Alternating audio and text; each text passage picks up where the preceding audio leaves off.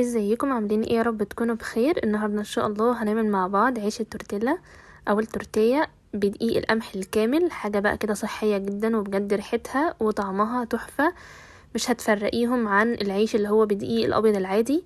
حلو قوي، وطبعا فيه سعرات قليله، وكمان ينفع للاطفال ولو انتي برضو بتعملي دايت هيبقى حلو قوي. تعالوا بقى نبدا على طول بالمقادير. هنجيب بوله كده وهنجيب ميزان، وهنوزن 550 جرام من الدقيق القمح الكامل. بتجيبيه سايب من العطار او معلب من السوبر ماركت. هنوزن كده 550 جرام من دقيق القمح الكامل. لو انت ما عندكيش ميزان هتاخدي بس نص الكيس، نص كيلو يعني.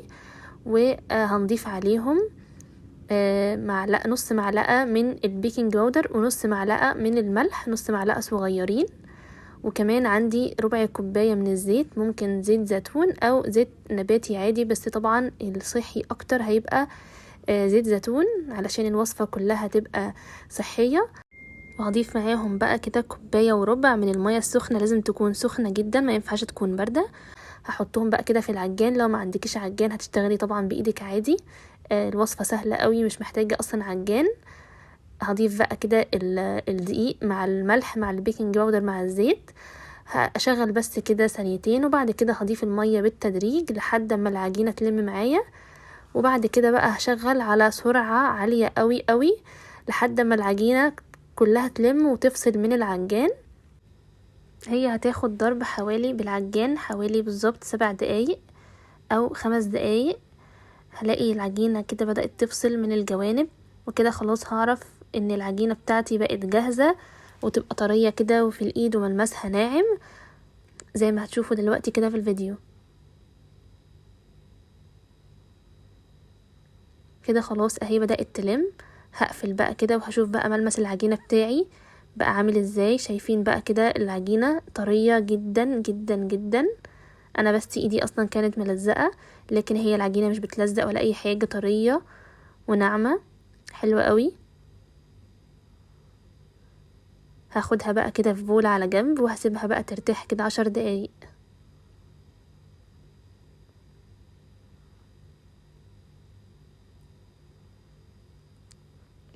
هغطيها بقى كده بقماشة وهسيبها على الرخامة ترتاح.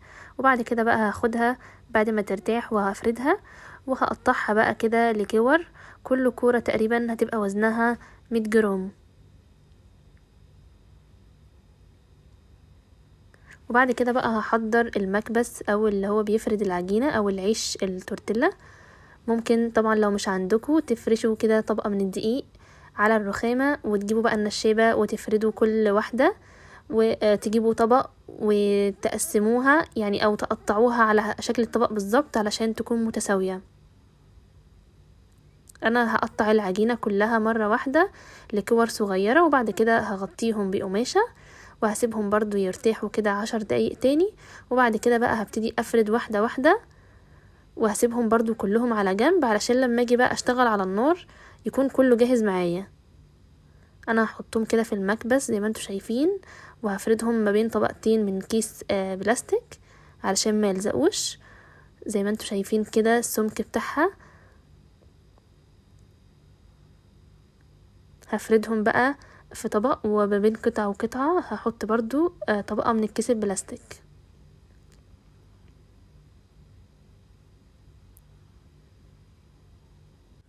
خلصت خلاص بقى الكمية كلها، وحطيت زي ما قلت لكم ما بين واحدة وواحدة كيس بلاستيك كده عشان ما يلزقوش في بعض.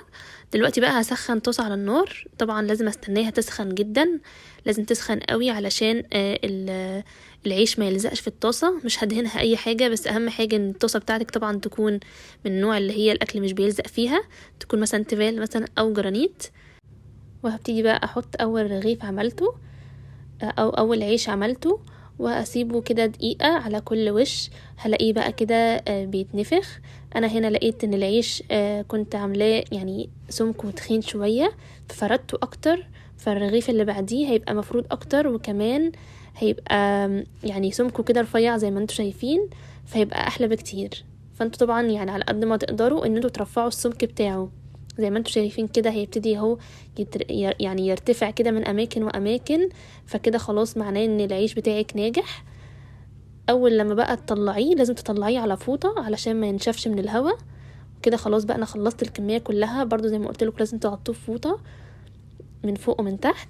بصوا بقى العيش بقى بجد حلو قوي، طري وجميل، مش هينشف منك خالص طول ما انتي لفاه فوطه.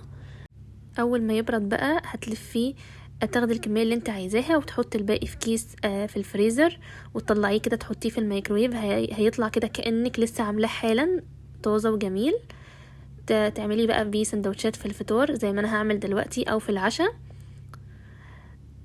زي ما انتوا شايفين كده هعمل بيه سندوتش من البيض بجد حلو قوي. هتحمريه بقى كده في السمنه، هيطلع بقى كده مقرمش وجميل، ريحته طبعا تحفه. مفيش فرق خالص ما بينه وما بين العيش اللي هو بالدقيق الابيض. طبعا وجبه فطار مشبعه جدا مع خيار كده وطماطم، بجد تحفه.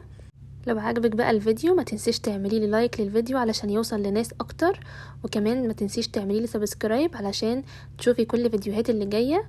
استنيني بقى في وصفه جديده، ومع السلامه.